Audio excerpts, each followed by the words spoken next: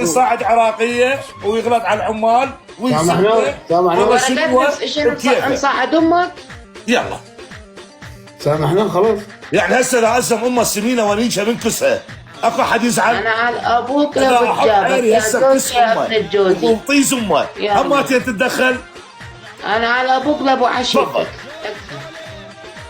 يا وطوب انا اجيب بوري واحطه بكس امه هيجي ادعسه دعس واطلعها من حلق امه. يلا ولي اما اكو حد يزعل؟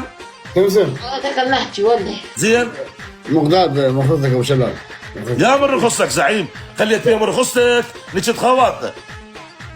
اعطيني مجال خلينا نشوف هذا جندي شو غلط على معلوكي غلط على يا سامحناه بدنا نضحك ايش بيك يا عمي سامحته ولو ما مسامح احسن هسه انت سامحته وناج خواتنا لو ما راح اعطيني مجال ابو طاوه اسمع خلاص خليني باحمد الكلب ما رد عليه كل خرب ابن النعال ابن الزوال ابن الزنا ابن العاهره ابن القندره لا القاضي مالتي ما عندي عظمه انا على ابوك لا حتى جرتك راعك مني جرتك راعك عليك وعلى اهلك.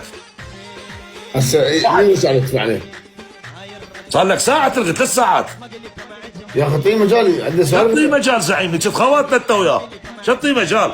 لا شطي مجال بس قلي شطي مجال. يا اخي نسولف.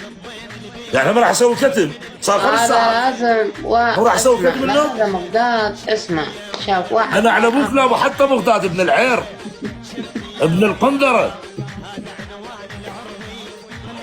عليك وعلى امك البايره ليش تفلت على مينو مو يوم مينو قاعد يمك كافي ابو شلال كافي زين هسه